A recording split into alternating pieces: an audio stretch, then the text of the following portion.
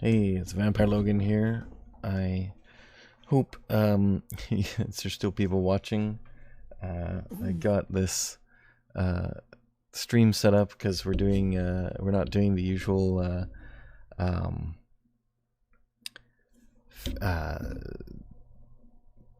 Path of Vengeance story. We have one player again, so we're gonna continue with Wazubi's new character, solo character, the Shadow Claw, Tabaxi Monk Rogue, Shadow Monk Assassin, and he has been following these two other monks who stole some pages from a book that has to do with building a powerful magic item.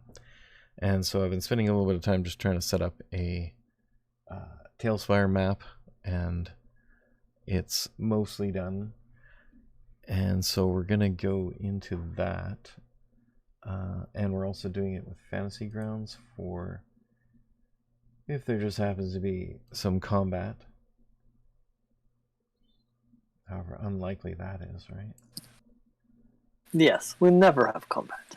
We never do that. We don't have 3 sessions of one combat. Yeah. All right, so hey, and I see Gigglefish is in there, so thanks for showing up, Gigglefish. Sorry we didn't start until now, but yeah, when you're winging it, it takes a little bit of prep. So, and you may notice I'm using so I've updated the title here. It's a solo campaign, Saga of the Shadowclaw, or Saga of Shadowclaw. And also I've got a image in here, so when Wazubi talks, this image will show up as talking, hopefully. So try talking. So we will see if it works. Hey, it works. Okay, so that means that I can now change it for next time to be an actual Tabaxi picture. But for now I just had that one already made, so. Quite alright, I was enjoying the hair. Yeah, it's kind of funky. Oh yeah, join there. Unlike real life. Right? Okay, so let me just look at in Fantasy Grounds where we were. So we do have your character sheet, I think, in there. Oh, you know what? Though we just added the. So I've given the character some money and some. He's bought some poison for the character, so we just need to update that in here. Why can't I just double click on you? Oh, I can't do it in the player view. I can only do it in the DM view. So I have your view there, but we can't look at your character on the stream. But I believe, oh yeah, let me just check on D&D Beyond if it's showing the right character. Okay, so it's not even working at all. Okay, let me see if, because some of these things you can only test when it's actually running, so I'm just gonna see if I can get the D&D Beyond extension to work.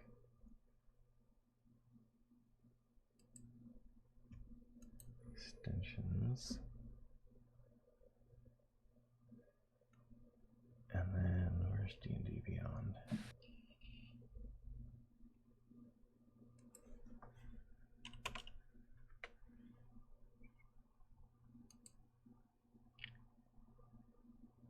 Okay, so configure.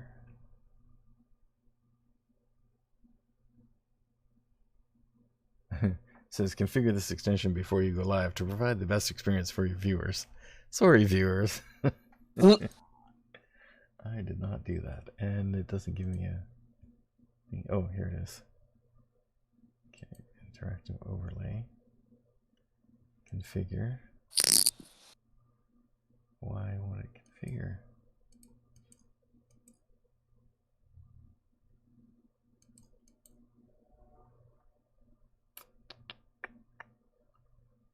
What do I need to do? It will turn off when you stop streaming D&D. It says configure, but then it's a blank screen.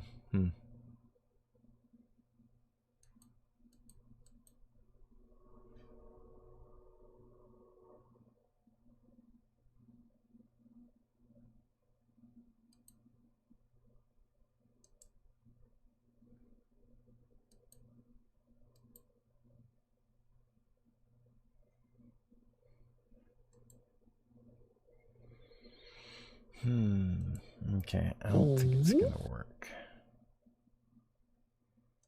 Oh well, we'll figure that out next time. Get your character sheet up there through that.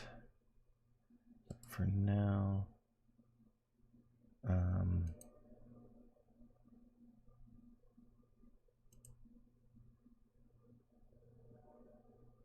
I already had that backup. So I can actually do this just to take a look.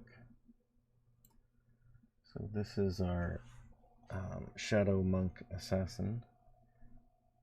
And so yeah, we need to get the Serpent Venom and update your money. Okay, Fantasy Grounds. I will do that. No, not that one, this one. I need to move that over here so I can see it better.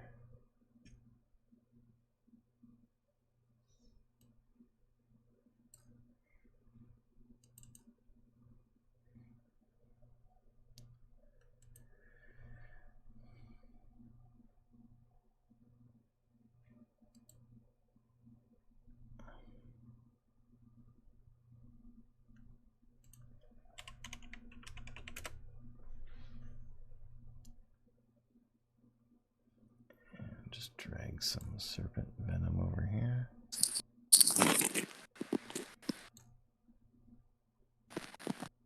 Change that to 5. And then change your gold pieces to 150. Okay, that was the only things we changed on the sheet, right? Yes.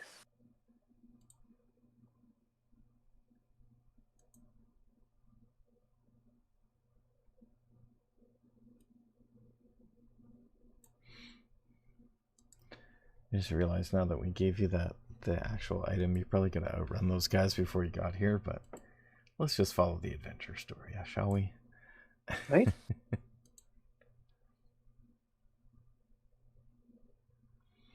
Okay, so back over here, if you want to see what the character has, under actions, it can do unarmed strikes and also claws, which I think count as unarmed strikes for you anyway, right? Yes.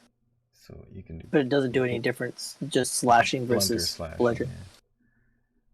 Yeah. And then, oh, you have a minor illusion cantrip.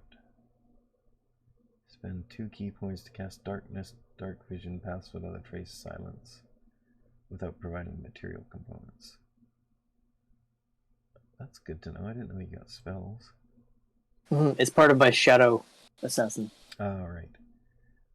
Unarmed strikes, yes. Flurry of blows is an extra bonus action attack you can do. So, oh, and you get the rogue thing, so you can do the dash, disengage, or hide. Flurry of blows, you can spend a key point to get 2 extra unarmed strikes. As a bonus, you can, and then you can spend 1 key point to dodge as a bonus action. Wow, that's a lot of things you can do with bonus actions. Step of the Wind. Not to mention the fact that I can do a bonus action after every action. Well, when you take the action, it doesn't. You don't have 2 actions. You have an action in which you can make your strike, right? Because if you get more than 1 attack, you usually take your whole attack action, and then you're allowed 2 strikes. So same with this bonus action, you get to take 2 unarmed strikes as a bonus action.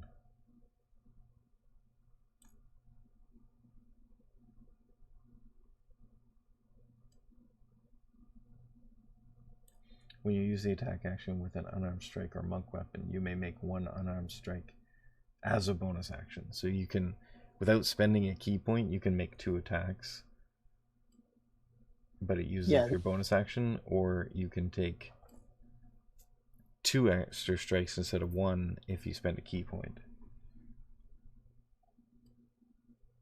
Right. And now, so do I get 1 or 2 attacks? if you get one attack, I believe. But I could do one bonus action as an attack, or I Yeah. can do a bonus action as disengage or or dash or hide. Or you can take, after you take an attack action, you can spend 1 key point to make 2 unarmed strikes as a bonus action. So you get your regular attack, and then you get 2 more unarmed attacks if you spend that point. Right. So you can have up to 3, basically. Right. But I don't want to waste them because I only have 3 key points. 3? You should have more than that. I think so. 3 could be wrong. Per short rest. Oh, yeah, right. I'm only a really low level, actually. Oh, yeah, because you're only a 3rd level monk. You're a 3rd level rogue as well. Okay. So, and your sneak attack is 2d6, so that can also help. You can deflect missiles. Yep. Or catch missiles and throw them back. If you spend the key point to catch. Yep. And throw it back. And then feline agility, you can double your on your move. When you move on your turn, you can double your speed until the end of the turn. You get that. Can't use it again until you move 0 feet on one of your turns. That's pretty awesome. And my move's 40 feet, so I could move 80 feet do an action. That's right, because the monk has the extra movement. Move 80 feet. Is it the monk or is it the... How do you get that movement? Plus, it's regular movement plus 10 for being unarmored. And then I get the double. So yeah, you get a lot of stuff. Lots of things. Because you can also do those spells too, so that's pretty awesome. Okay, and then for inventory, you have a bunch of normal equipment, and then potion of invisibility, potion of mind reading, and a broom of flying. And then, so yeah, martial arts, your key.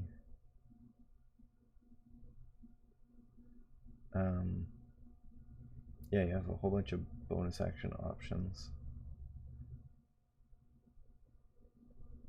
Oh, it's from the shadow arts of the monk that you get those spells. Yes. Oh, shadow arts monk? Yeah, could be. And then you also have these can't. You can. Oh, you got proficiency with disguise kit and poisoner kit. You can assess. You have advantage on attack rolls against any creature that hasn't taken a turn in the combat yet. Any hit you score against a creature that is surprised is a crit. So you can assassinate. And you can see dark vision up to 60 feet. Holy crap, man. You are geared for sneaking around and killing. And you have a climbing speed of 20 with your claws. Damn. Right? I might have to leave the difficulty of this module. Oh, yeah. Once again, when I'm only fighting barehanded. Yeah, but hopefully there's no barbarians. Yeah, true. True. Well, you definitely would want to take these guys on head on for sure. Okay, so that's your, and then your stats are there. You've got a dex bonus of +7. What? Oh, that's saving throw. But 19 dex, wow. So, did you spend your ability points at 4th? Oh no, you didn't get that yet because you have to get to level 4 in one of your classes. Yeah. So you could have gotten that if you wanted. But yeah, but there was something. Then you wouldn't have both of your kits, your specialty kits. Exactly. So yeah, those some good stats too. Oh, except the intelligence. It's kind of funny for a spy or a. Well, you don't need to smart. You're wise. Exactly. Oh, yeah, because for monks it's wisdom and dex, right? That's right. For your AC. So 16, no armor. Okay, so where were we in the story? I think we were at... you had gotten to... oh yeah, I had a map for this. Close that. And...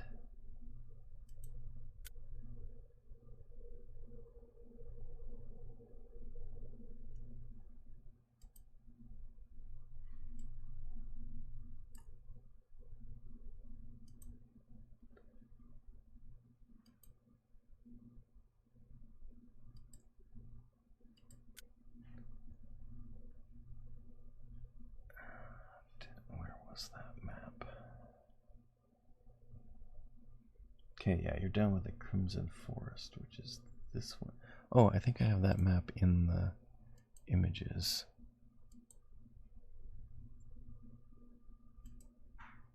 Oh no, that's only in the other campaign.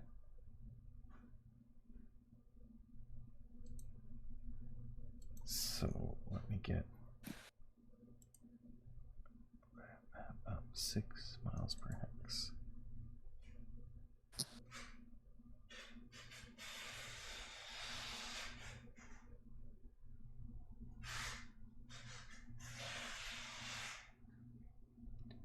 Okay, yeah, so you went down,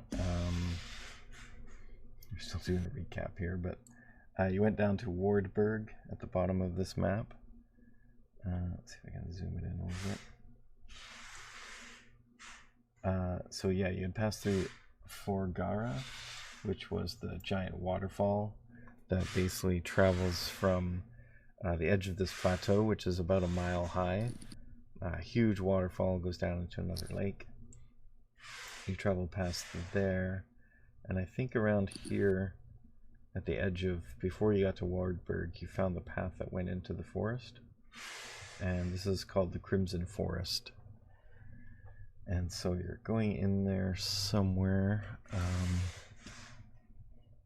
following I'll assume you're did you take survival? Let me see. No. As that would be used for tracking. It's based on wisdom, so it's not too bad for you.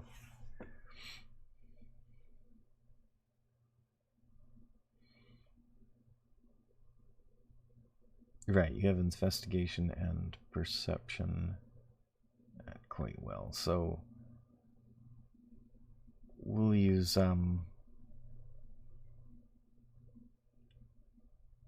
yeah, just make a, why do you have a thing by your stealth stat?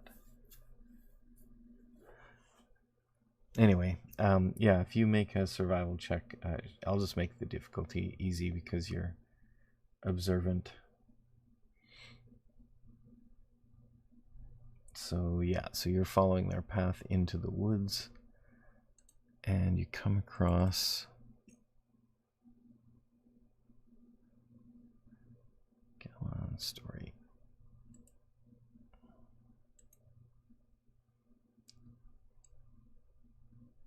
Okay, do you remember what this one was called? Zikrin's Which adventure? Tome?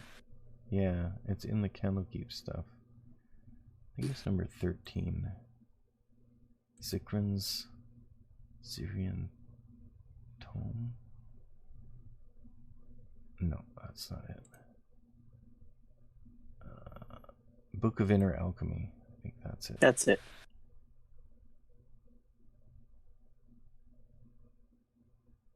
So yeah, you'd gone through interviewing the people who'd attacked the Great Library, and then you'd followed them, and now you're going into the forest. So as you begin your journey into the Cloakwood, the forest darkens at an alarming rate. From all around you, you hear whispers, rustling foliage, and distant roars of unidentifiable beasts. So, instead of Cloakwood, it's the Crimson Forest, and it is home to many fierce fae and beasts you've heard, and due to the dangerous inhabitants and flora, only the very desperate enter these woods. Or me. Or you.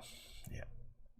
Well, the other people going in there would qualify. Okay, and after a few hours of travel in towards this wood, you find a worn path leading deeper into the forest, and you happen upon a grisly scene. A noxious smell fills your nose, and just off the path is a hollow petrified tree trunk filled with a viscous black ooze. Black tendrils extrude from the ooze, reaching towards two figures clad in white robes. These figures are 20 feet away from the tree trunk and pushing a wheelbarrow filled with bodies towards it. And then, so they dump the bodies. And then the ooze reaches out and kind of wraps around the bodies and starts to kind of consume them.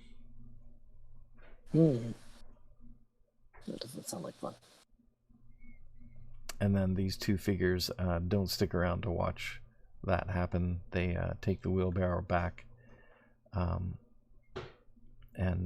head away from there. So I'll make you make a stealth check to see if they notice you, but they're not being very observant right now.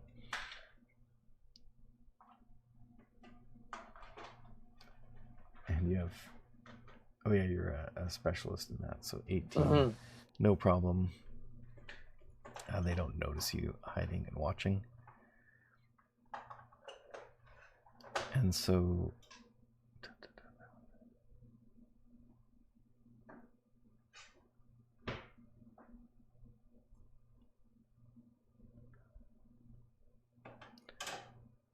And then if you want to... Do you want to just wait and then follow their path, or do you want to follow them as they're going? I will... How quiet are they being? Not very. They seem pretty confident that nobody's coming into this forest. You're pretty deep into the forest now, so they seem pretty... they're very careful of being near the ooze, but once they leave there, they're just pretty casual. I pushed in the wheelbarrow. It's leaving like a furrow in the ground, and it's a well-traveled path. So it looks like they come here fairly often. Yeah, I don't know that I have anything that I can beat that critter up with. So I will follow behind these guys at a significant distance. Sort of through the tree area. So I want to be able to, If you want to make a check to know what that is, I can tell you something about it. All right. What should I make? Let's see. Arcana, maybe? Or Arcana or Knowledge Nature, whichever are both the same for you. Nope. I have no idea. Yeah. I would probably allow survival too, but that wouldn't have helped. Wouldn't have helped. Well, it would have helped by 2. Not enough.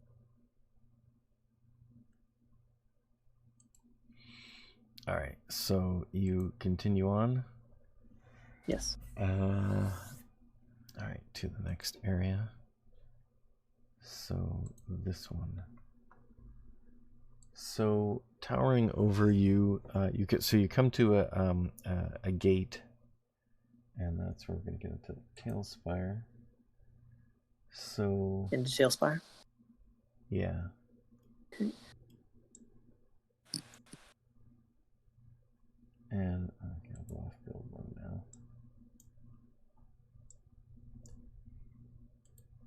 Do you want to assign the him to me?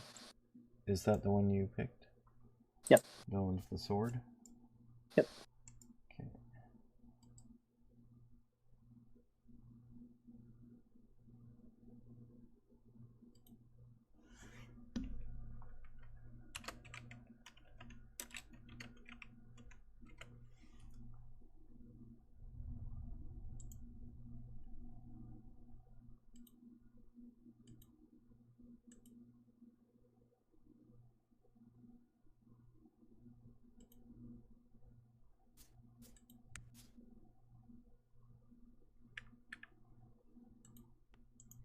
Okay, I think it's this. Ah, there you go.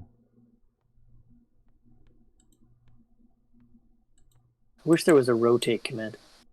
I know, right? I think if you hold down left alt, I think you might be able to rotate.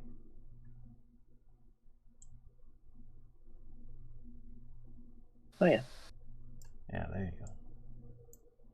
Yeah, it works on the terrain. So those two pillars there are the gate, I guess. So they should be a fair bit taller than that. Towering over you is a gate with 2 carved stone columns and a gabled roof made from bark tiles. Above the gateway hangs a wooden plaque painted with a white lotus on a black circle. Beyond the gate is a well-kept gravel path that passes through a small forest of vertical stone slabs and ancient trees. I don't have all the vertical slabs, but they're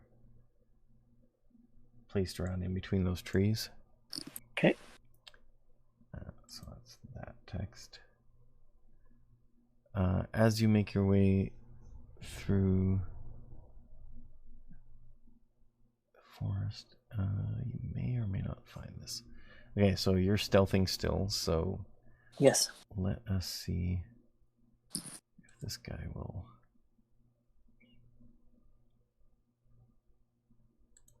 notice you. Nope. Okay, so they don't notice you. But do I notice them?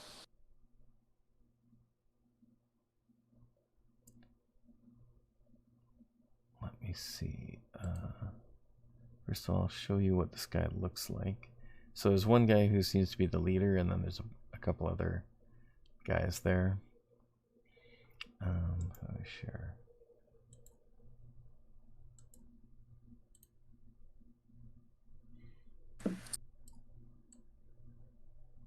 Ah, yes.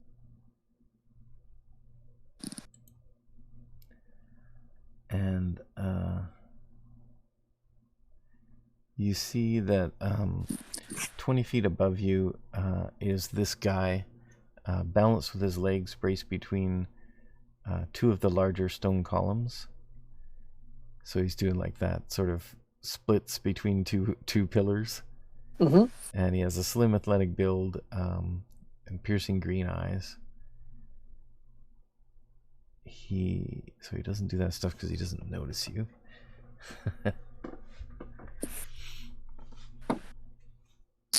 So yeah, he just seems to be up there meditating, and around him there are 2 younger individuals similarly balanced on other stone slabs. So let me get a monk guy for this. So the problem is probably only 1 monk, right? Oh, there isn't even a monk. Sorry? What can I do for this guy?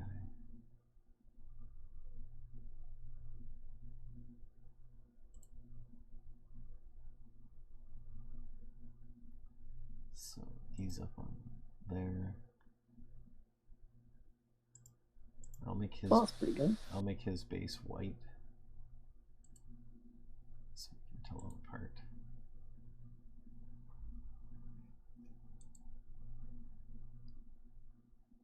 Actually, they're all white. That's okay. You make his white, and I know who he is, and make the other two any other color. Okay.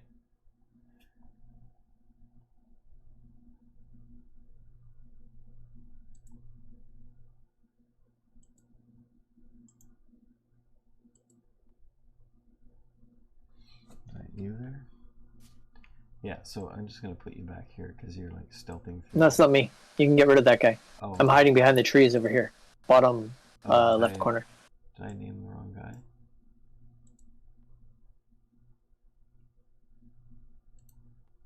No.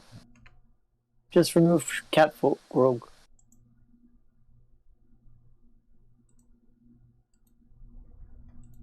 Ah, right, okay. Oh yeah, he says Shadowclaw. Okay, so yeah, you're over there, and so you see this guy on top of the gate, I guess, and these two guys are on other pillars doing the meditating thing. And are they all facing towards the trail? Yeah.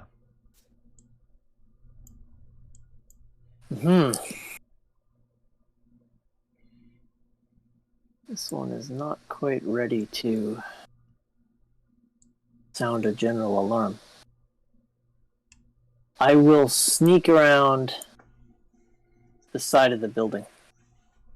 So through the bushes there, this whole area above here should also be trees. Okay. Actually, let me just see if I can do that. Is there a wall going around this entire perimeter? Or? When it described it, it didn't sound like it, but from let me share. How about you just make a another stealth check, and I'll allow you to just sneak around the whole base and scout it out. I think it's just surrounded by trees. Look at this map. Yeah, no problem. So I'll share this map with you.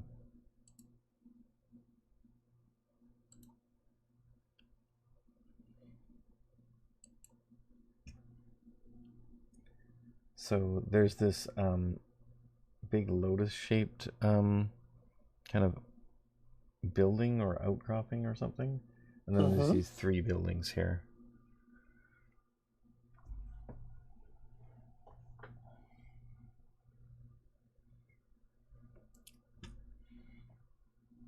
Do they have windows?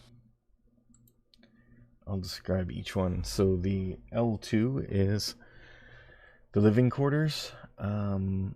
So it's a shingled roof and sliding interior wall panels. So the walls inside are like paper walls, and it's a wooden frame.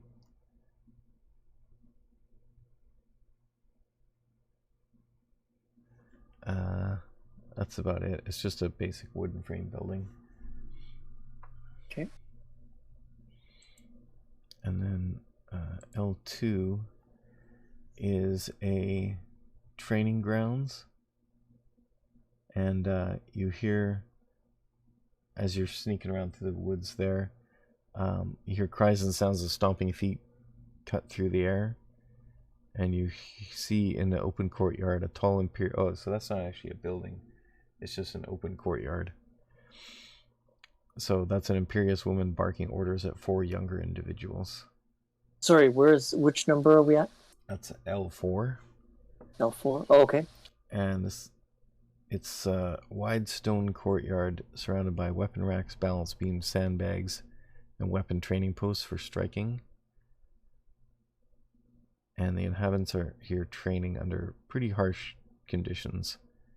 Their teaching method is very violent, and the students and teachers are well acquainted with pain from the looks of things.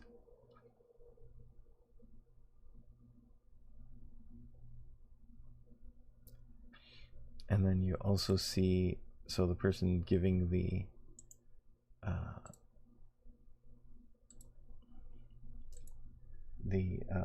instruction is this one.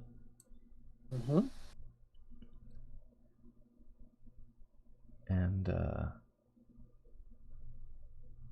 yeah, she is I'll describe her. Oh, it describes her here maybe.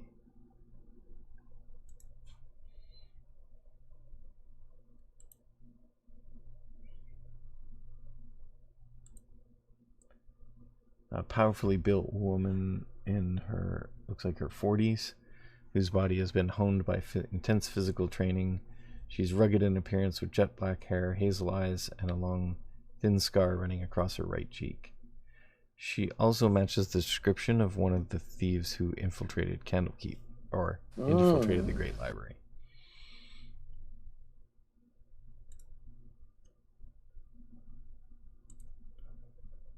See.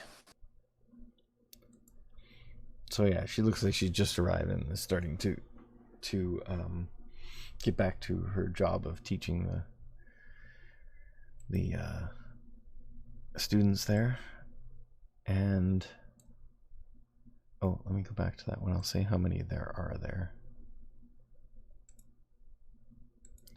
So in the training grounds, there are so she's actually just her and two other monks, students. Her and two. Yeah. And the two who had the wheelbarrow eventually end up there and join in. Okay. And then I'll do L3. This grand wooden building is constructed around ancient stone walls of a structure forgotten by time. It has a red lacquered double door, which is locked and bears the carving of a lotus floating above two open palms.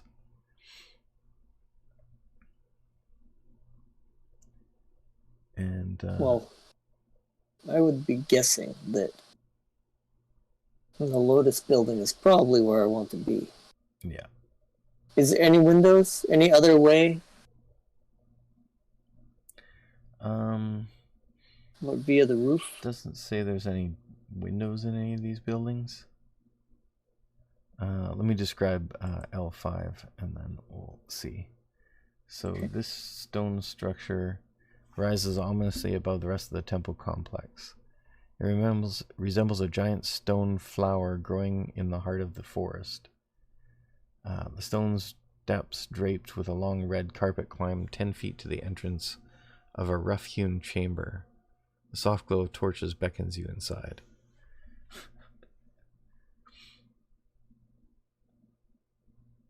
And you couldn't really look inside there without like going right into the camp, so you can't really see what's going on in there. Okay.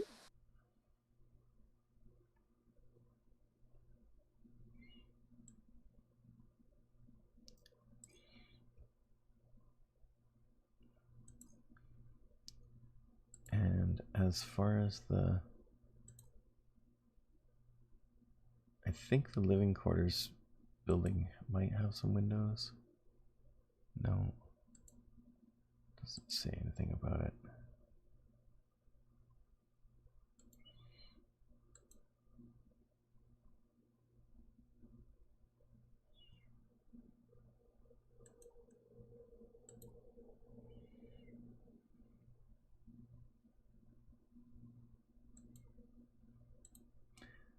Also, this little round circle next to L2. Yes. I think it's labeled F there. F? Yeah, it has... it's a well, north of which is a small garden where they grow their vegetables, and next to the garden is a chicken coop with chickens walking around. And there are two monks tending the garden. They don't see you. And as far as you can tell, they're only wearing or wielding garden implements. But they're probably monks, so. Okay, so you have one leader person and 4 people at L4. You don't know what would be inside L2 or L3. And you saw those 1 leader and 2 minions at the front gate. And then 2 guys at this garden in between those 2 buildings. And then you don't see anything around L5. Okay.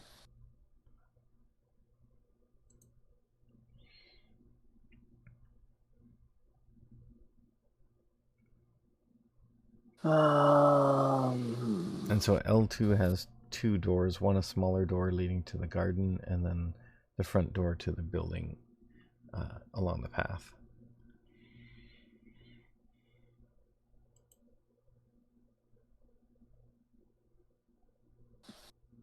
And as far as you can tell, the L3 only has the one entrance.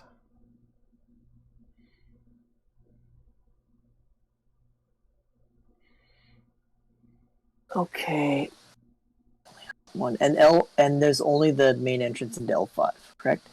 Yeah, just that where the stairs are. Now, is there a door on L5? It looks like they go down, but they should go up, I think. Maybe not. It says it's raised, though, so I don't know. No, it's just an open cave kind of thing. It says, it's the one I clicked on, the stone structure rises ominously. Right. If you look in the chat there. Oh, sorry. I'm so many things to look at here. Yeah. There we go. Stone structure rises ominously over the rest of the top of the complex. Some flower growing in the heart of the forest. Stone steps straight along curve. Climb 10 feet to the entrance of the earth. Soft. Oh, it beckons me inside. Well, wow. How should I say no?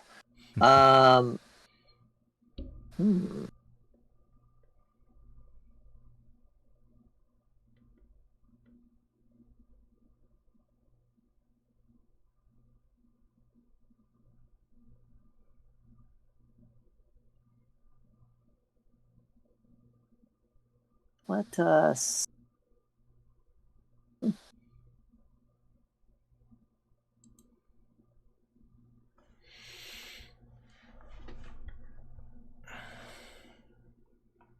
Let us do something different for a change. Okay. Oh, sorry, I'm not Barash anymore. I have to get rid of the Russian.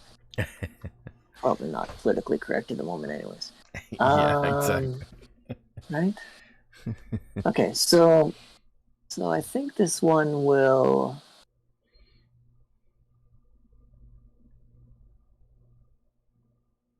Yes, you know what?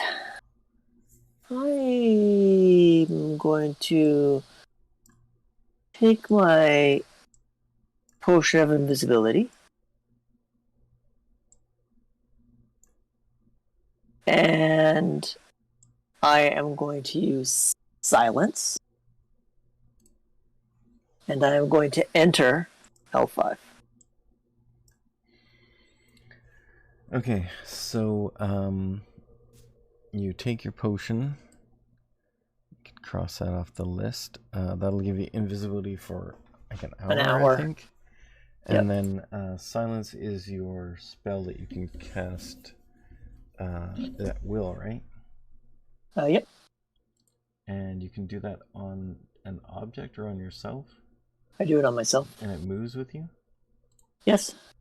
Okay. Let's just check that first.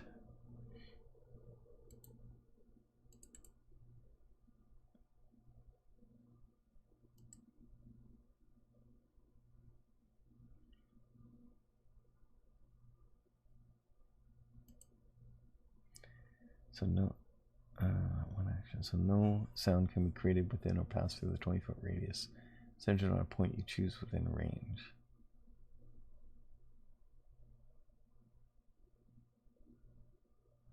I think you choose the point and that's stationary.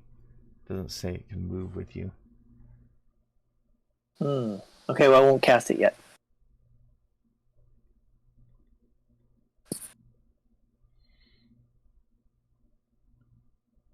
So I'll just invisible and sneak. Okay. So make a new stealth check at advantage. Advantage, okay. So skills. A lot easier to sneak when you're invisible. Right? Not that it's hard for this guy to sneak, but who's that? Advantage and sneaking.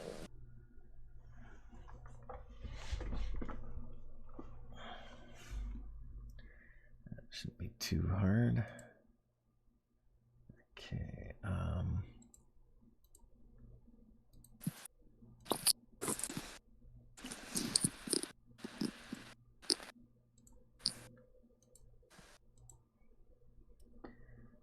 so he is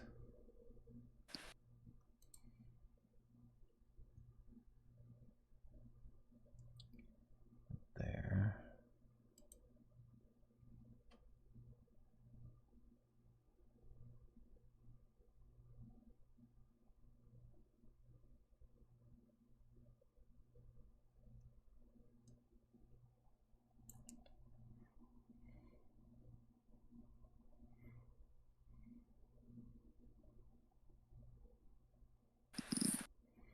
Okay, so I guess that just goes by as passive.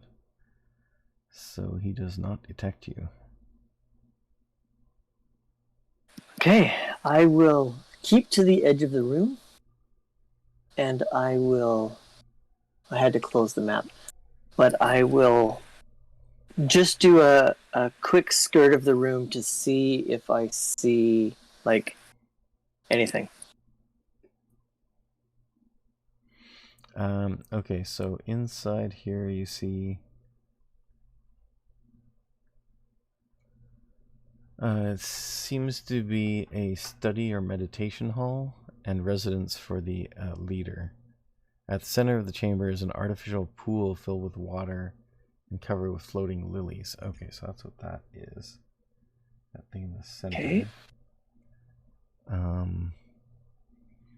Soft glow of torches beckons you inside. Oh yeah, I already read that.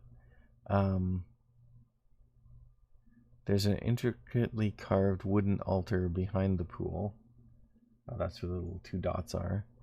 And Okay. that has a bunch of papers on it.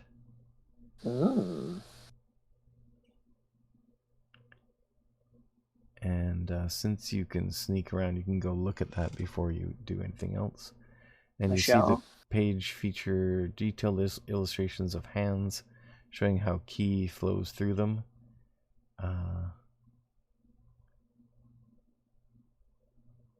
But other than that, you don't. You've suspected that those are the stolen pages. Okay. Also in this room. No, there's no one else in there, just this one guy. Just one guy? Yeah.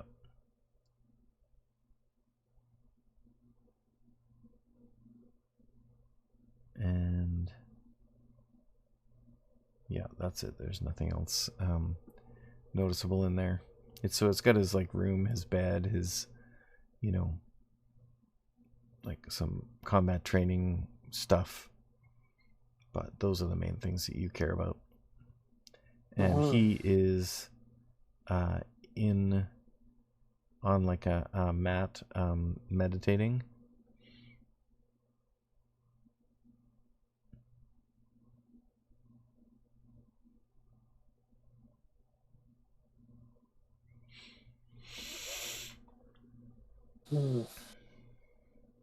Why do I have the feeling he's gonna kick my ass? Oh, he is their leader, and their training looked pretty intense. So it looks pretty intense. Yeah. Okay, well, I am. So where on that map is he? So he would be in the let's say he's behind, at the very back of the room, behind the desk or altar, wherever that was. Oh, intricately carved wooden altar. Yes, beyond the pool. Carved wooden altar. Okay. So let's get a guy to be this guy.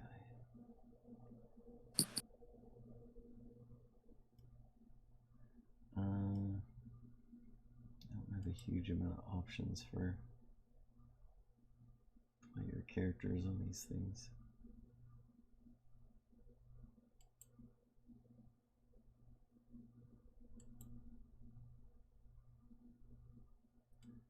I'll use this guy, I think.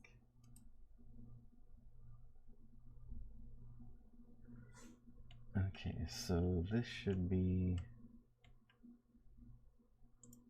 Okay, so let me just, before I do that, let me just place some lay out this lotus room.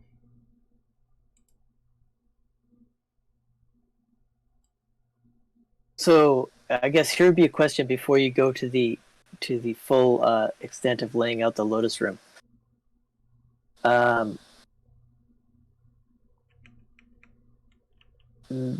I'm wise enough to know when I am more than likely outgunned. I am going to quietly. If you get the drop on this guy, you might be able to get him, because you'll get your assassination attempt. Remember? Yes. And he is by himself right now, so you'll get the surprise round most likely. And sort of like that.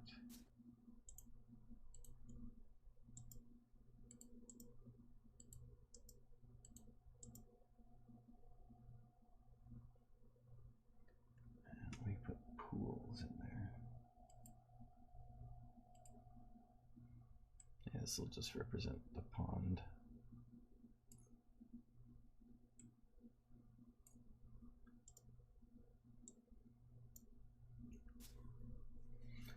And then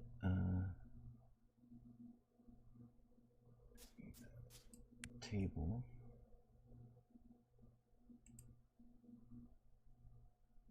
Perfect.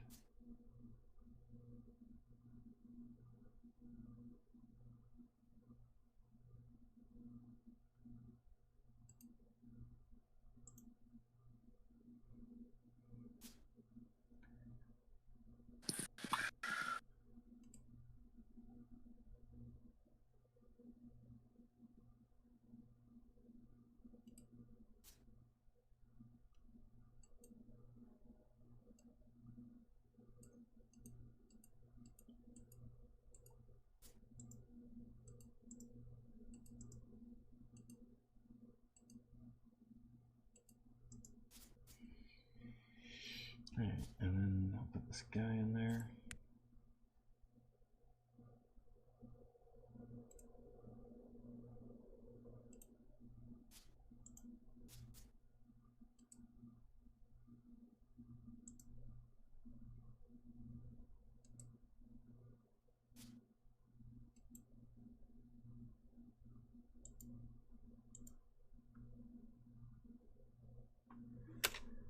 Alright. Why is it not exploration mode? Oh.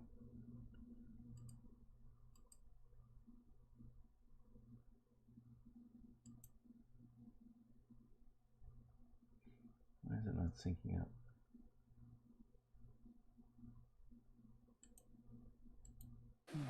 Oh, there we go.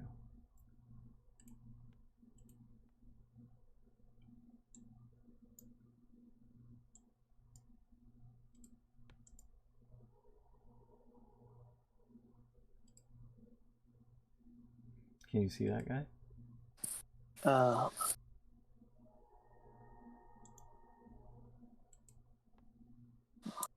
Do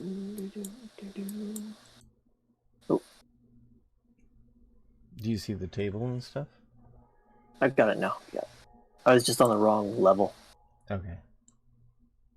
But I don't see him. I see the table and I see the mats. He's on the green mat, so do I have to do something? He's not showing up.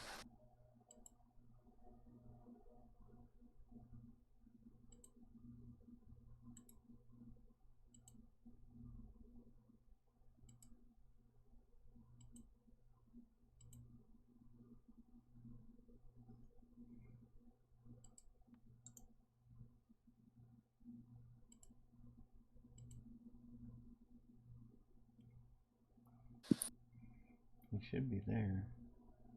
Oh, maybe on your view you don't see. Oh, he's there now. I lit him up. Yep.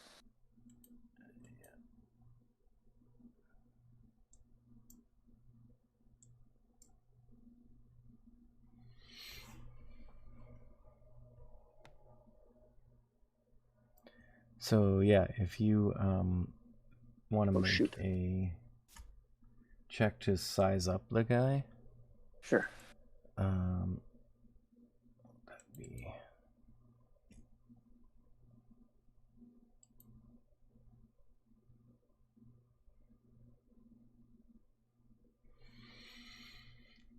insight check.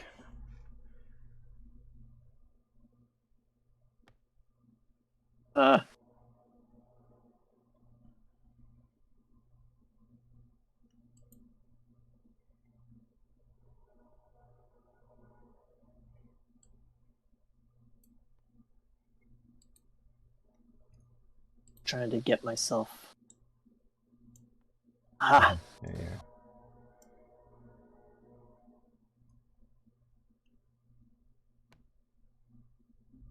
Okay, insight check. Insight. Okay, 1 second. Hello? Oh, headphone. Hello. Time to get the girls? Okay, I'll be right there. Okay, you think about it, and I will be right back. I'll leave the stream on. Alright.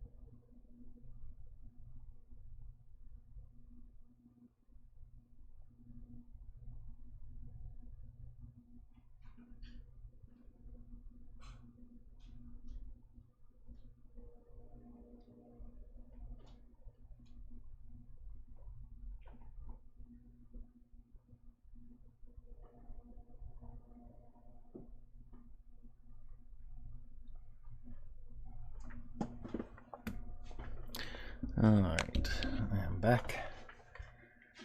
Nice. So what did you figure? Well, I was sizing him up, apparently. He asked me to roll an insight. Yeah, insight 11. What can you tell with an 11? I get no read off the old man, apart from the fact he wants me off his lawn. You get this. Oh! For 11 insight, I get to see him looking all hoity-toity. That is his appearance. And then, let's see. Where is the combat tracker?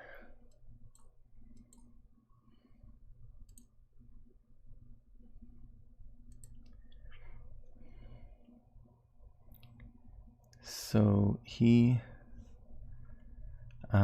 appears to be fairly agile and tough looking for an old guy. Mm-hmm. Not so much probably in the strength area.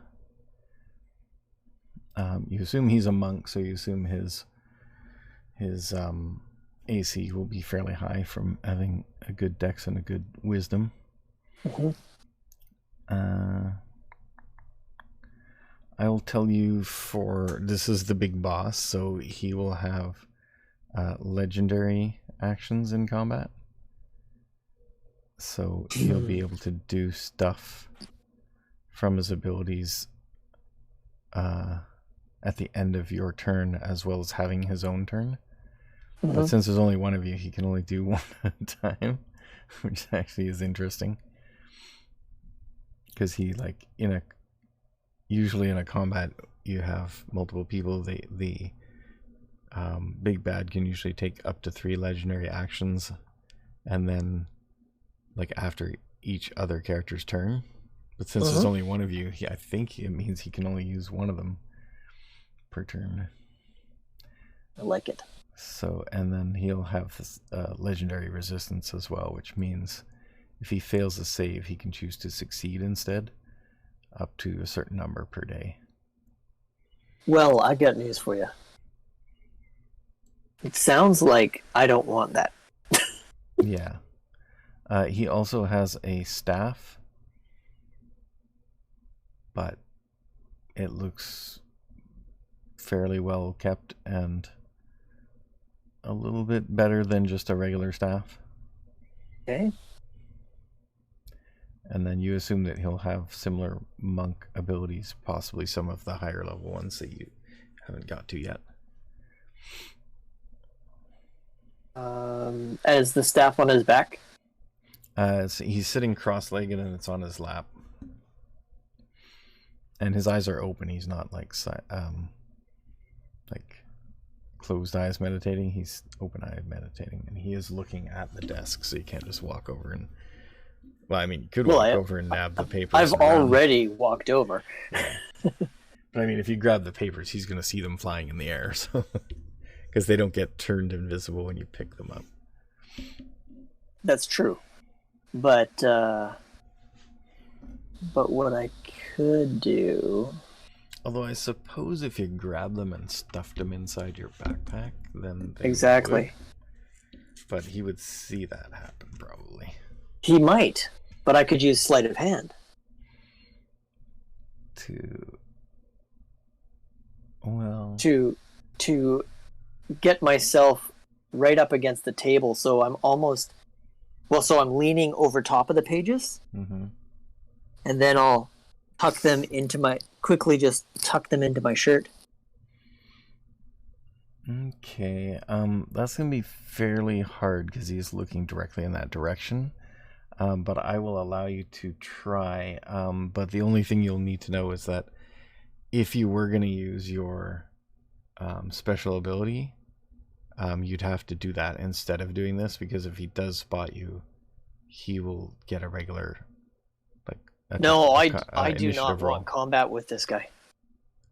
But what I'm saying is he will get a regular initiative roll if you do this instead of attacking him.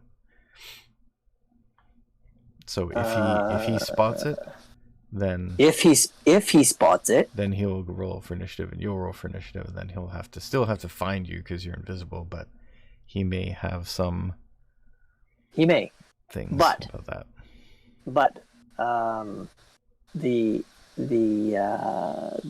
bigger part is I'm quite sure that I will not be able to take him in a fight. I am not here for that. I am here for these pages. So I want to snag these pages and be gone. Okay. Not and as I am not doing an action, I should be able to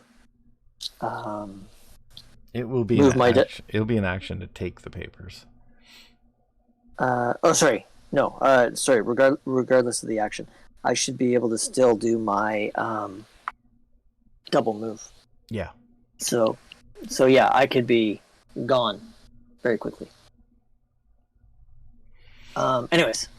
All right. This is what I'm gonna. So what I'm gonna try to do is I'm going to put myself on top of the papers as much as possible, lean over them as much as I can, and use sleight of hand to zip them into my shirt. Okay. And then I am going to be out of here. Okay.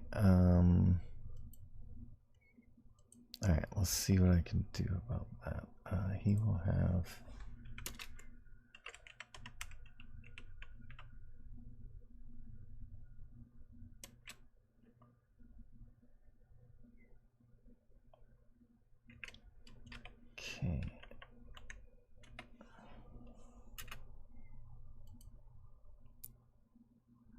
Alright, so I'm gonna roll this one in the tower. Oh, which I haven't turned on. What? The dice tower, so it's hidden. Where do I turn that on? Settings, I think. Options. Oh, there we go.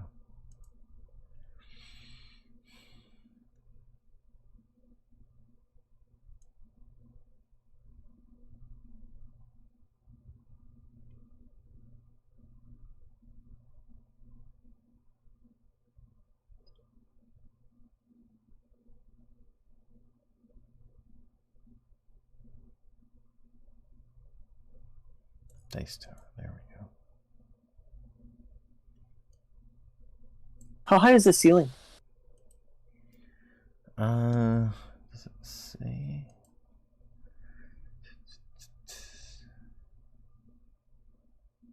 Rises ominously above the rest of it, so...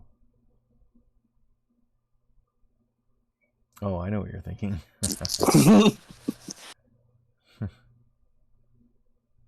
What is this? This one does not like to get caught. What is the speed on that, actually? I'll tell you. I should never have given you that magic item. Avoid the whole adventure, basically. Yep. Uh...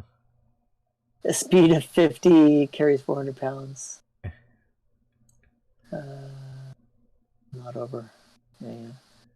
So, what you could do is, when it says double your move, it won't apply to the broom. But can you move? And how does the doubling work? Let's just check that for a sec, because I think you could move and then get on the broom. Yeah, and then the broom can zip.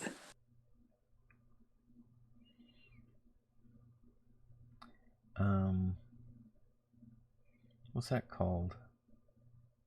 Sorry, it was unarmored movement. Unarmored movement? Nope, not that one. Oh, that's what gives you the extra 10.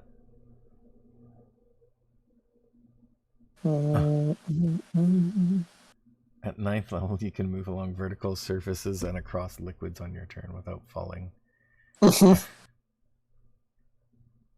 Yeah, monk sounds really cool. I just needed some levels of rogue for a couple other things. Sneak attack and for cunning action.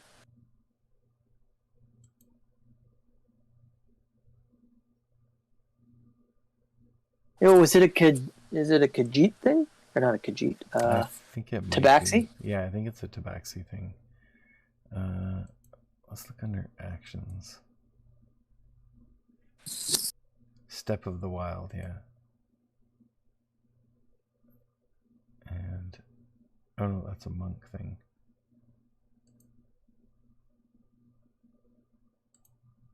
Yeah, when I click on that, it doesn't say anything about what it is, unfortunately. Yeah. Kind of a weird... But monk thing, Step of the Wild. Step of the Wild, you can spend 1 key point and take disengage or dash action as a bonus action on your turn. Your jump distance is doubled, that's not it. I'm pretty sure it was a Tabaxi thing. It was on D&D Beyond when you were looking at the character sheet. Oh yeah, let me go over there. Okay.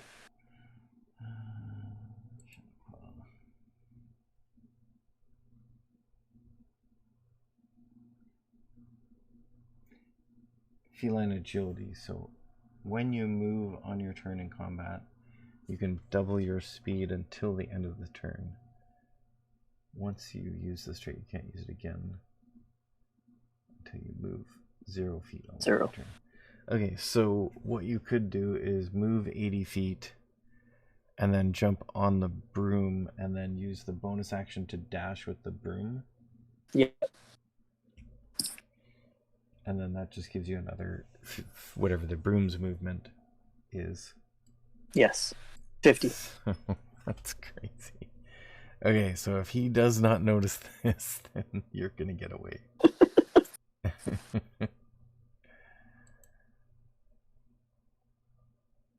So I assume you like get the broom out. Now, Actually, would stealing something not off of someone's person be considered an attack? No, it's not an attack. You could loot a chest, for example, and not be seen. Open a drawer. Taking something from someone would be considered. But it's not. Yeah, he's not really. He doesn't really have. It's not on his person. He doesn't have it. Yeah, I'll allow it. Okay, so let's make his roll. Where did the dice tower go?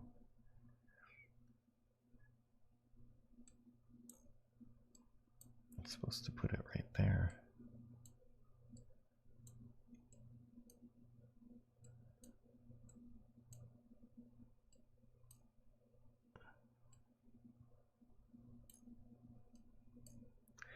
Who cares? You're gonna know what happens anyway as soon as I roll it, so let's just roll. You roll yours, I'll roll mine. It'll be like, you're dead or you're not dead. Yeah. Well, I think you'd fight him, but we'll see.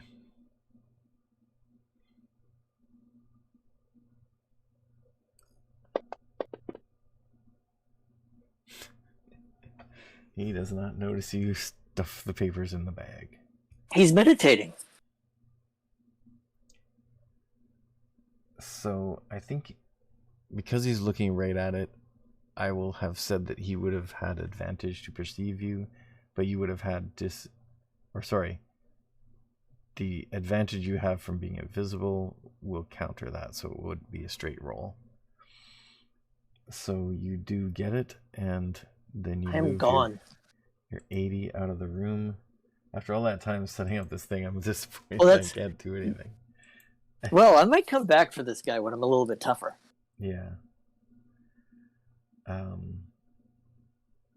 So yeah, you get over there, you go 5, 10, 15, 20. Okay, you have to go around that, so you do it from there. 5. If I could actually make the gloves of soul catching, I think I could maybe take them. 15, 20, 40, 45, 50, 55, 60, 65, 70, 75, 80. So right to the bottom of those stairs, the edge of those steps into the thing. Then you can get on your broom and then move 50 in any direction up and out of there. Yep. Away from the entrance. Yeah. Away from everybody else. Or back over the lotus thing. Exactly. Yeah. Yeah, they'd have to come all the way out before they go around. All right. So you get away, and how long does your broom last when you use it? There isn't a distance. It just can keep flying. It just always works. Okay. Yep. Well, you can actually now just reading it, and what I will potentially do in the future is, I can leave the broom a mile away and then call it to me when I want to. Up to 1 mile. Yep. All I have to do is say the command word and Ikeo broom.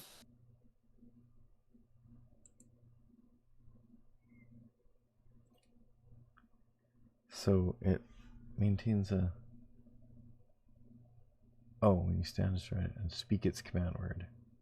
And it hovers beneath you and can be ridden in the air up to flying speed of 50, 500 pounds. Oh, flying speed becomes 30 when carrying over 200 pounds, which you are probably not. Well, these papers aren't that heavy. Yeah. Broom stops hovering when you land.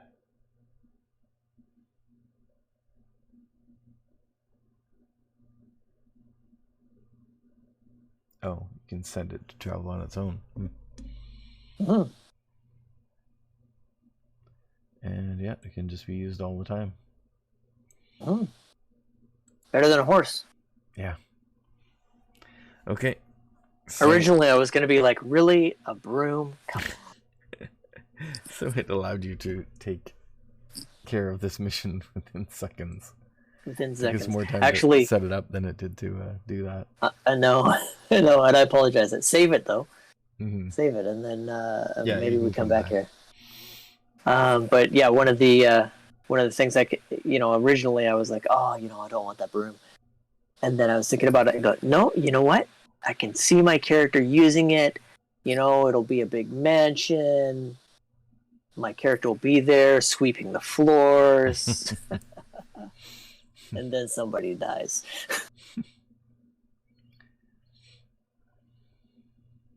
Okay, well, and on the plus side, we made it right in turn for midnight. Yeah, exactly. Okay. That was a bit anticlimactic, but great for you. Great for me. All right, so you, I guess we get a few minutes to roleplay the return as well. So Yeah, what so do you then, want to do with it now?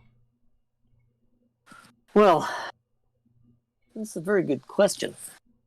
I think I will examine it to start with. When I get to a safe location. Okay, so you get out of the... Like a long way away. Okay, you get out of the forest. And so here on the map, so you want to go like along the road. Sorry, wait, I'm not watching the right thing. So you could go out of the, so let's say it's like maybe a hex or two into the forest. Okay. And then you could go to Wardburg, or you could go up to Fort Gara, or you could just go somewhere in the plains along the way. I think I will go, yeah, somewhere along the way. Just, where I've got good visibility of things going on.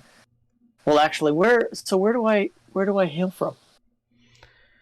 So you were the Great Library is in the city of Holth here, which is the capital of this Holthrad country. I think it's a duchy. And yeah, so that's where you went, and then you traveled along this road following their path until they got into their base in the Crimson Forest. But where am I from? You are probably from so this unnamed country, remember I was saying, was where all the like spy network comes from. So the capital city of the empire is here, Tilric, and the palace of the emperor is a half day's ride out of the city. So you could be from anywhere around here, probably the city in the I don't know if I'm going to still call this Tolar, but this city would be the capital, or at least the port city of this country here. So, I mean, you could... So you're on a broom, so you can travel... There was something about traveling, like... if you're flying, you get... I looked up 5e travel. Travel time.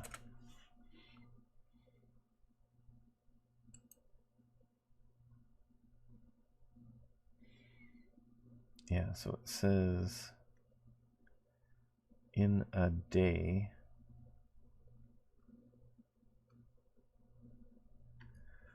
So if you were traveling at regular speed on foot, I believe, 24 miles per day. Each of these hexes is 6 miles. So if you are flying, special vehicles allow you to travel faster.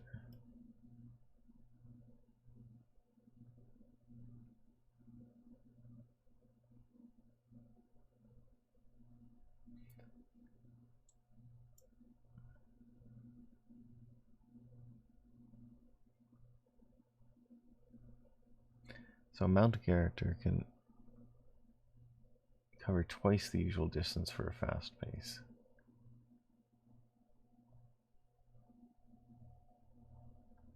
Oh, for short spans of time. But yeah, but that's only because... Yeah, you wouldn't that's have to worry only about that. Yeah, I don't need to worry about that. My broom doesn't get tired. Broomy doesn't get tired.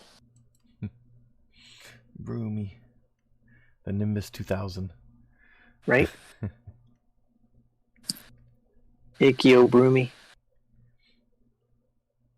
Alright, so what would it be? Let's look up curvative flying.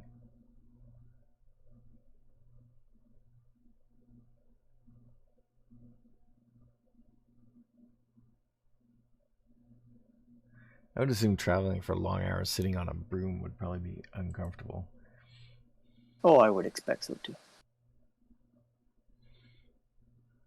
Okay, it doesn't say anything about the travel distance.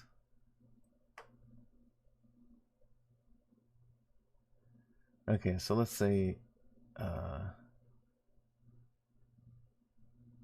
300 feet is 30, so that's 30 feet per round.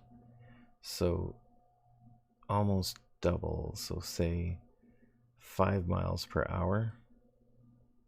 Still not very fast. No, doesn't sound like very fast. I used to be able to run faster than that. Used to. Back when I had the hair of my character in Tvich. Oh, which I guess you could go at a fast pace, so then you could probably get... yeah, fast pace isn't going to hurt you because you're not... unless you were trying to perceive something. Nope. But travel 8 hours a day.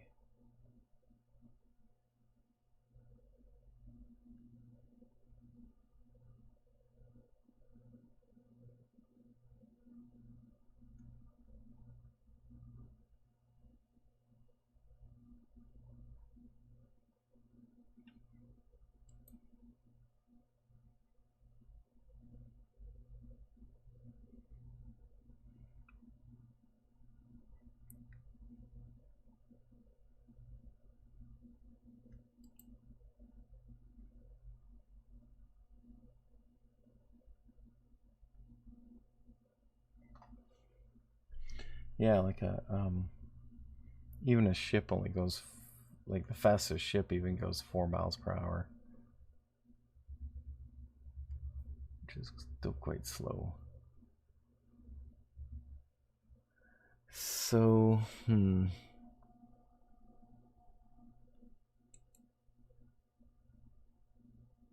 yeah, the other thing on like flying, you don't have to worry about terrain or difficult ground Nope. or anything, so it should still be faster.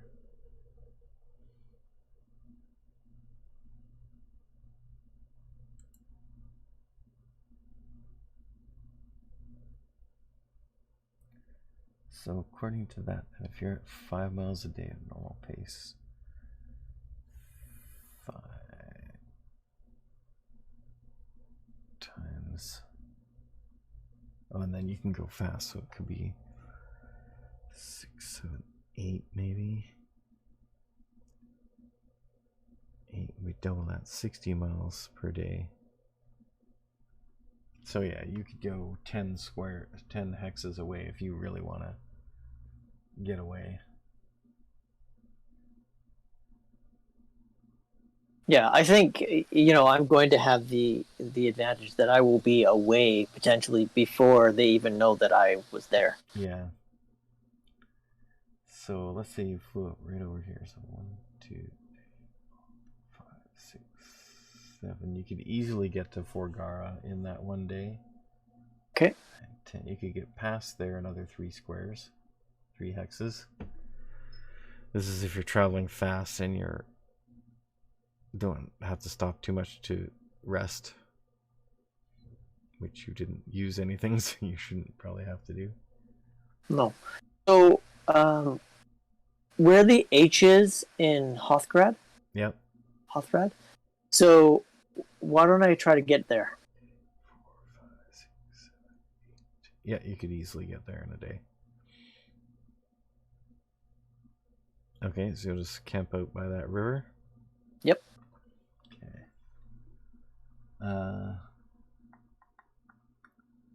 Okay, you look at the pages, and I'll assume it was morning when you were there, so it's getting close to nighttime. I'm gonna roll to see if there's something that affected it.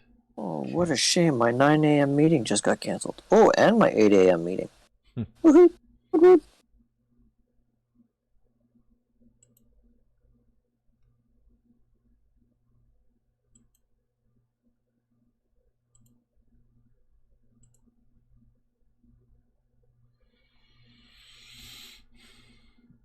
The other thing about just taking the papers is you don't get any of the other treasure that was there, so... No. Well, yes. Yes and no. I'm thinking the papers are the treasure.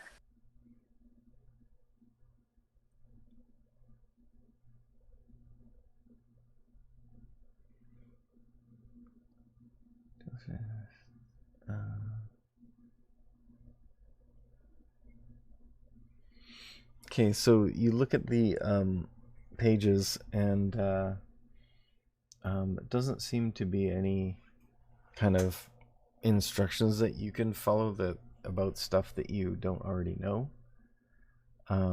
It's just showing pictures of hands and how ki flows through them. It's all kind of basic stuff, so you think that you're hoping that maybe you did take the right thing.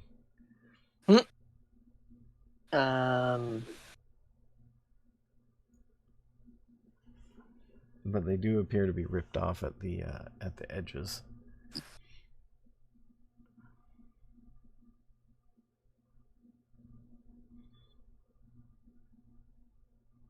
If you want to make an Arcana check, you can maybe find out something more.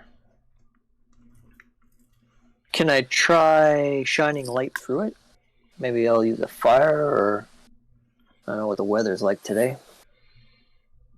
I wouldn't suggest fire, but well, not that I would hold it up. I'd like just so that there's a glow behind it. Yeah, you know like if you have a campfire or something, you can hold it up.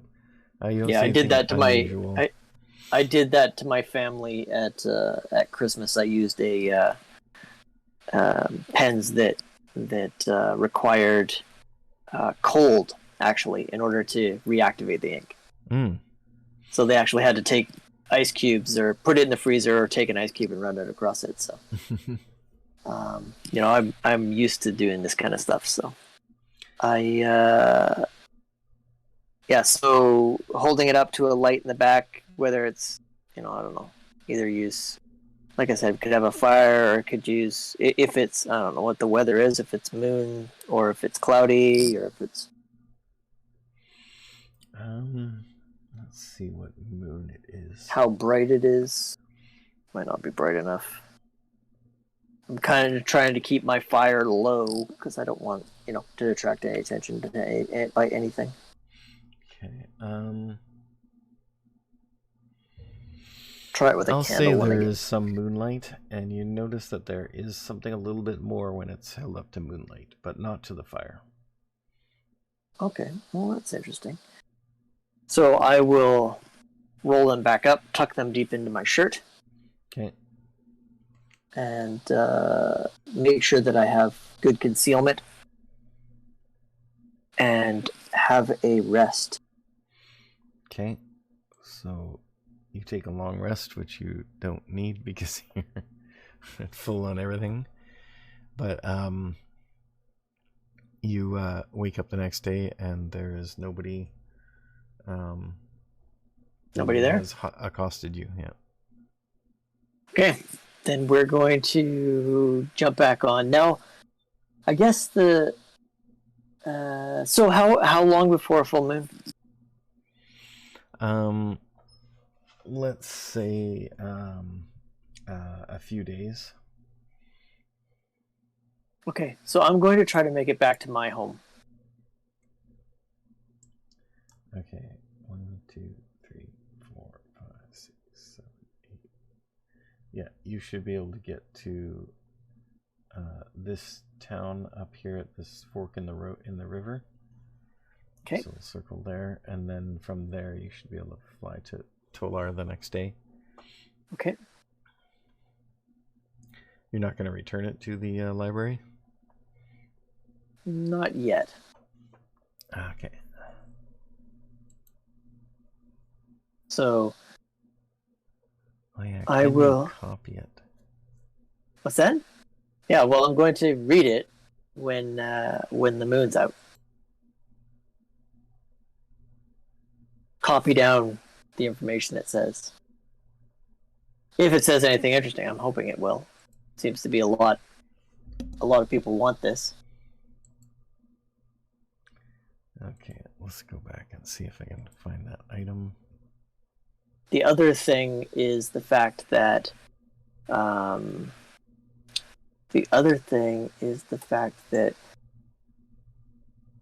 unless I'm mistaken, it wasn't the library that the library hired me to do this, but I was there because I was working for somebody else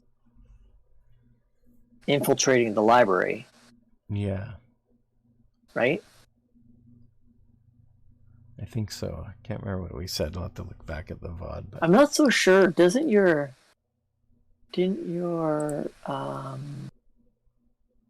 campaign thing mention it?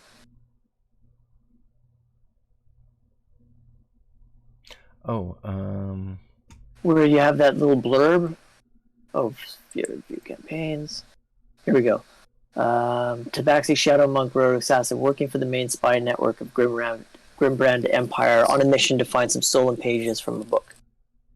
Yeah, that was from those the librarians basically had the library. Yeah, they had asked you to do that, I think. Let me just look at the first part. The Book of the Inner Alchemy.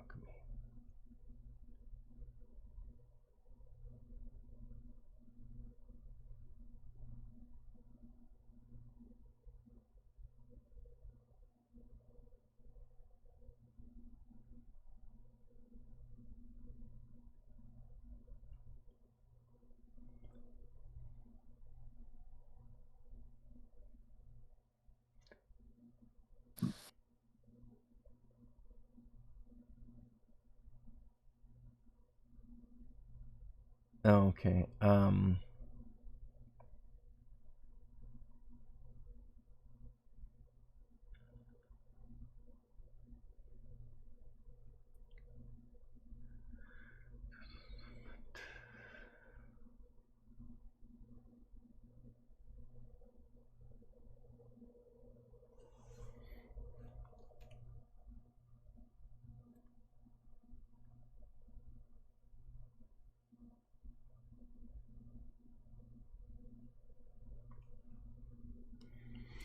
Yeah, so there's a bunch of rumors about this book that it has something to do with everlasting life, too.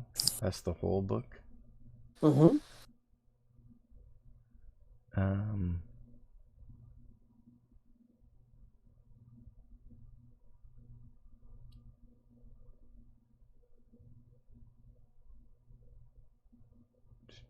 There's a lot of stuff about Key in there. One leads me up to. Yeah. So I think in order for you to understand it, you would need to kind of understand the sort of the full book, because that guy probably already knew something about the book. That's why he was able to take the pages and pursue that.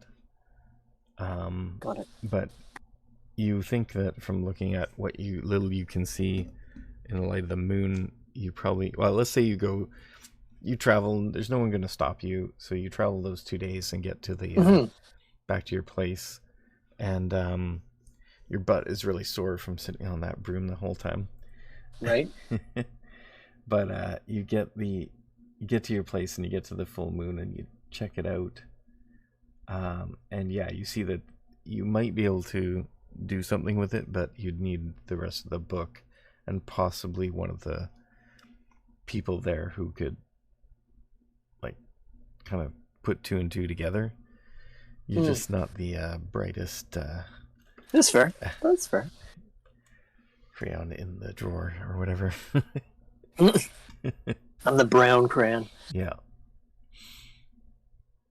Although there are some aspects of it that you sort of intuitively get with your wisdom, but not with the kind of studying of the stuff described. Okay.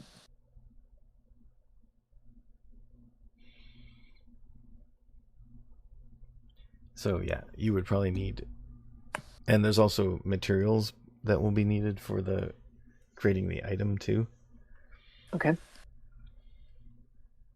That Let's see if it says about those.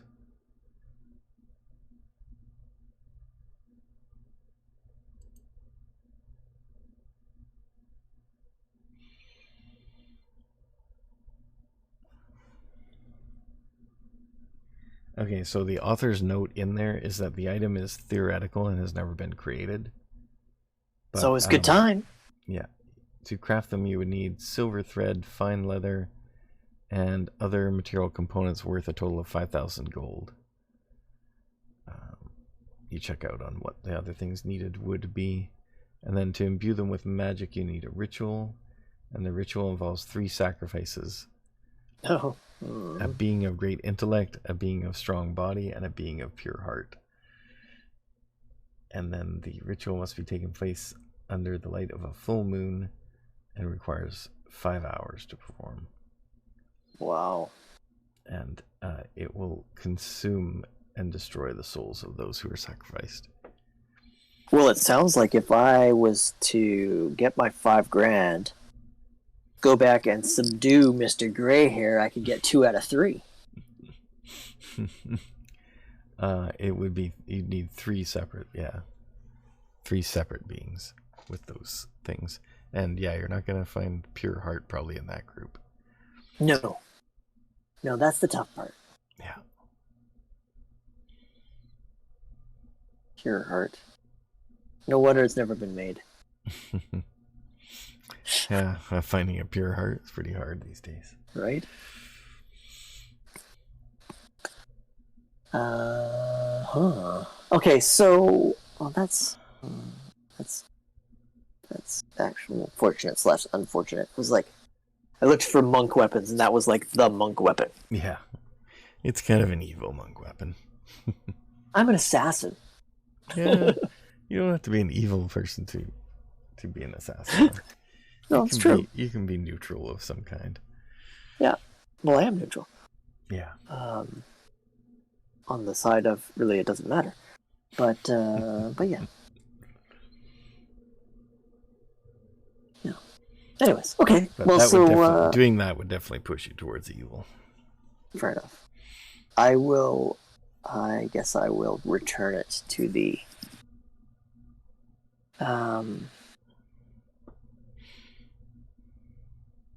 I will return it to the library.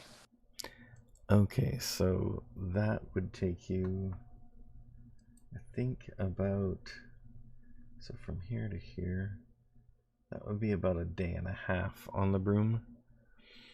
So you would have been gone 1, 2, 3 days, plus another day and a half. So we'll figure that out next time, I think, what happens when you return it. Okie dokie. Because those guys are not going to just sit on their butts for 4.5 days. Very true. My hope is that they would take the 2 days to get back to the library to get them and find out they didn't go back to the library. Yeah. And then they would be like, what the frick?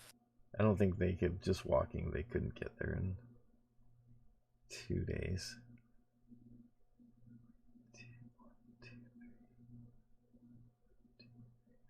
Yeah, definitely they couldn't get there in 2 days.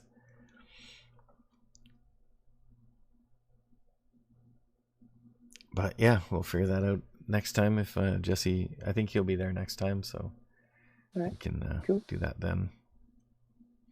Sounds good. Oh, and Gigglefish said, how's it going? Or was that when you were off before? Or when I was off? I think it was, between. I wish this thing would show you what time right happened at.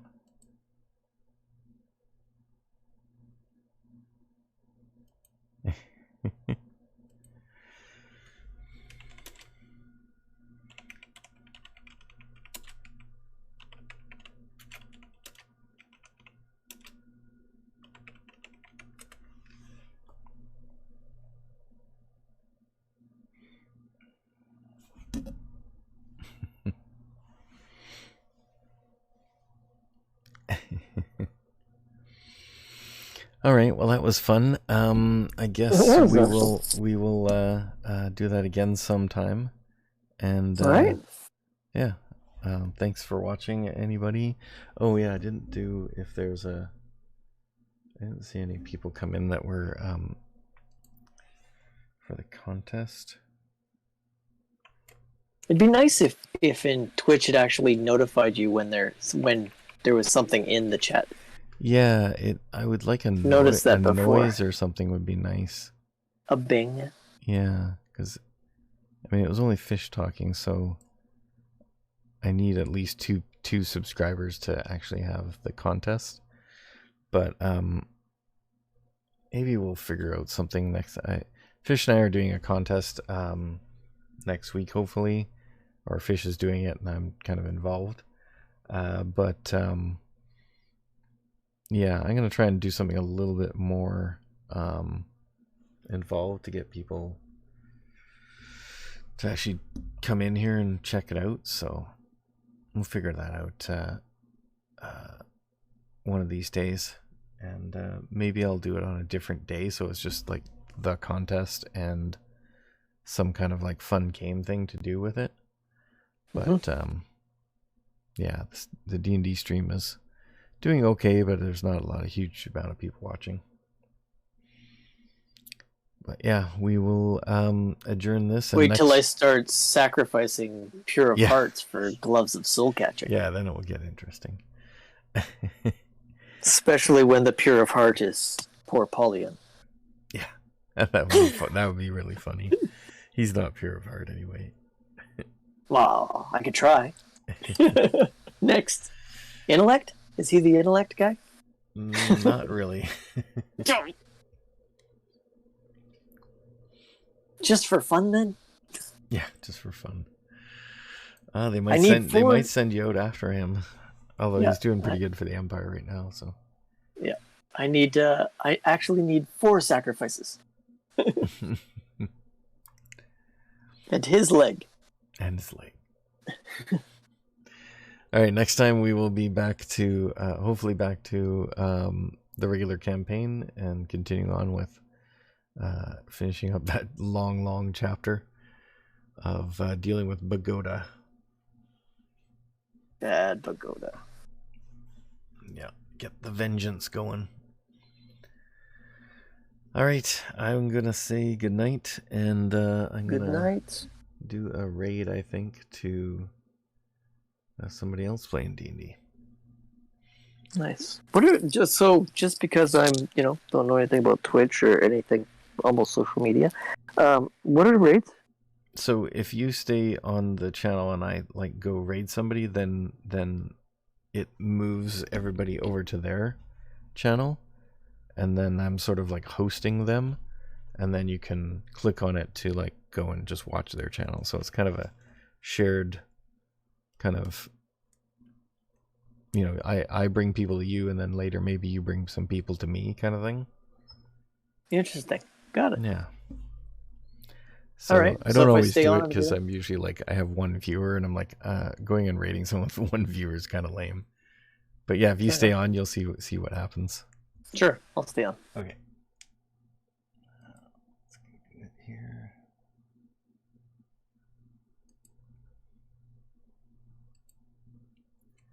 And where do I do it? I have to have my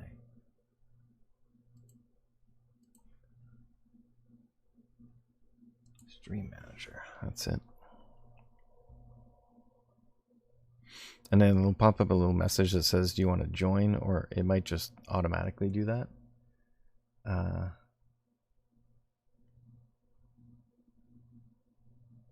Raid a channel.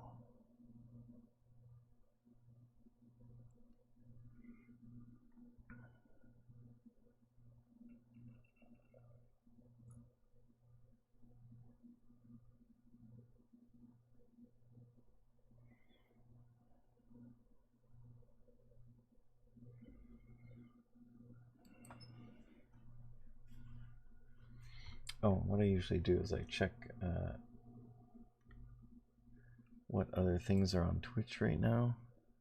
under the category of D&D. Usually you try and raid somebody who has similar channels so that you have people who want to stay around. Got it. There usually is a thing that shows me. Oh, I have to pick one first, then I can see what they're doing. I'll just raid someone I've already raided before.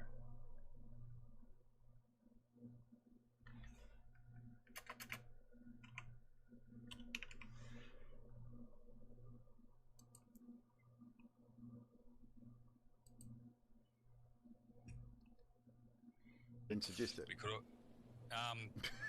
So, talking to the others. Okay, and then I start the raid. And then it says, do you want to go on the raid? Here and here. Oop. That works. Do we want to see what we can pull off? Do we want to see what we can pull off the cart that's burnable?